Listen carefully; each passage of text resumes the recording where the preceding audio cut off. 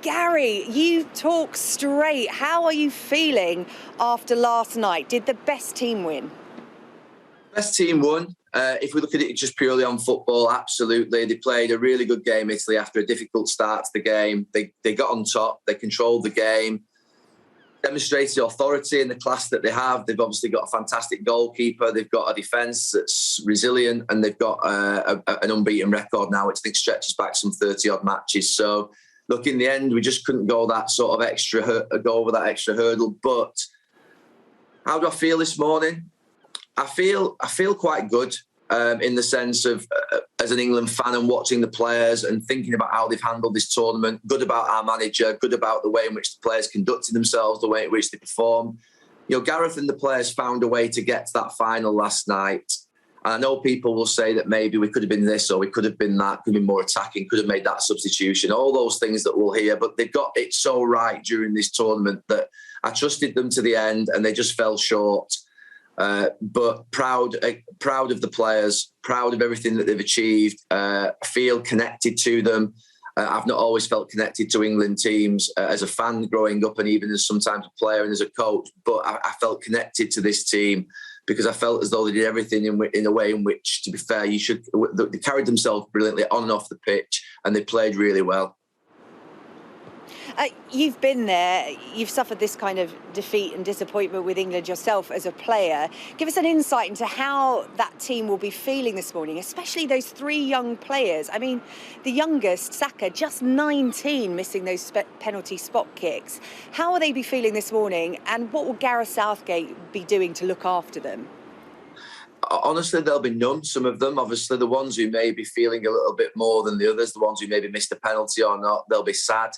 But they'll want to go away with the families. They'll want to take some time off. They need a mental and physical break. That'll be their first thought. How quickly can they get on a plane and get somewhere whereby they can just relax and reset and think about starting again in a few weeks' time? But obviously, as well, they'll have that many words sort of coming at them. They'll just want silence. I always wanted, when I went out of a tournament, I just always wanted to get away as quickly as possible, really, and just to be on my own with the family.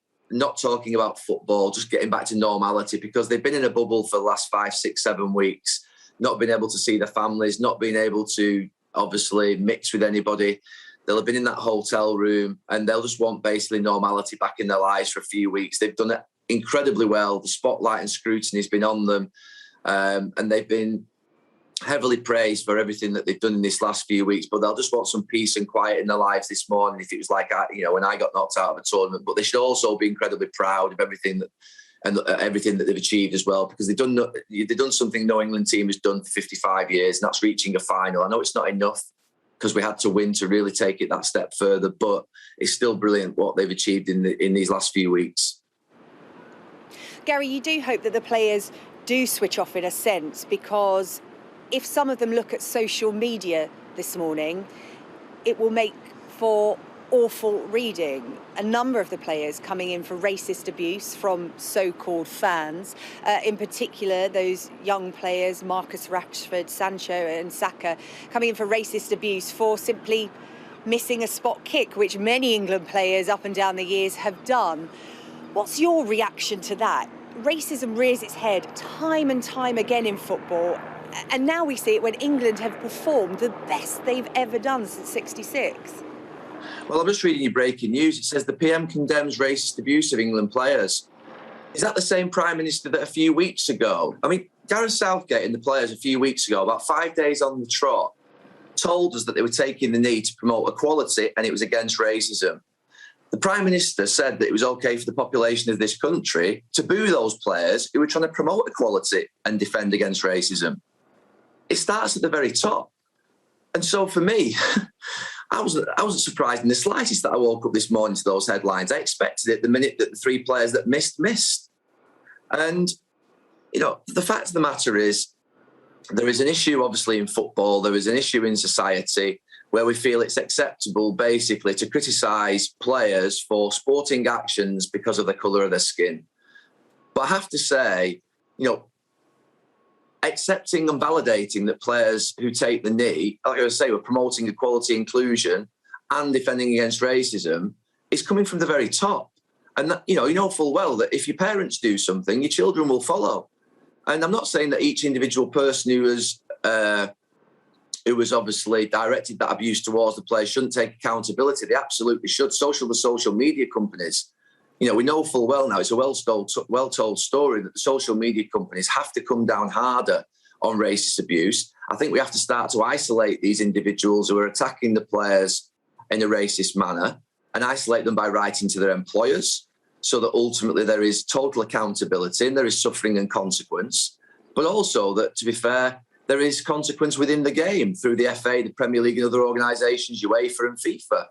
And we start to see, you know, sentences and punishments for these incidents that ultimately fit the crime, because people are being abused, and it's absolutely ridiculous in 2021 we're still talking about this, but we are. Yeah, Gary, a lot of people saying in this tournament that a lot of political figures could take a leaf out of Gareth Southgate's book when it comes to leadership. And as you mentioned there, his stand on diversity and inclusion.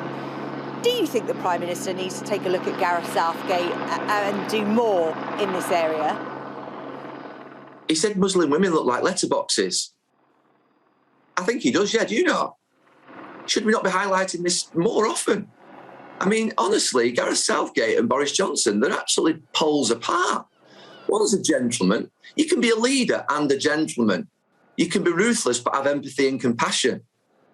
I mean, if you look at Boris Johnson, every time he speaks, and this is not a Conservative, this is nothing to do with Tory Party, Labour Party, Liberal Democrats. I really am disenfranchised and disconnected from what I see in politics at this moment in time. There is a lack of leadership. Gareth, over this last few weeks, as every time that he's come on, whether he's won, whether he's lost, whether he's talking about an incident like racism, he talks with dignity, it's genuine, it's compassionate, it connects to the people of this country. It's someone that I feel I can connect to and feel like I know. And yet, when I hear sometimes, you know, that the MPs speak, I'm like, oh, what is happening here? How can we vote for these people? Look at him. You know, he's hugging the captain of the opposition team 1 minute and he's hugging Saka the next minute with compassion. And that's what a great leader has done. And Gareth Southgate, over this last 3 to 4 years, not just 3 to 4 years, throughout his life, actually, has carried himself brilliantly as an individual. And it demonstrates that you can be a gentleman, you can have really good standards, but you can also lead.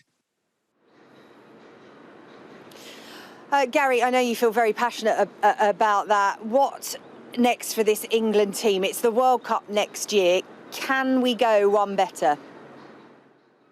Do you know something? After the last tournament, I said, I hope these lads get the opportunity to experience the semi-final opportunity again, to get to a final. They actually got there, and in the back of my mind, I always worried that might be the best chance against Croatia in Russia in 2018. But they've got there again. They've proved us all wrong again in the sense of what England teams can do, because I always think you get to a semi-final, then you get Gary, we're running out of time. But Thank you, no problem. Is yes, they can. We'll see you soon. Yes, they can. Gary. Thank you.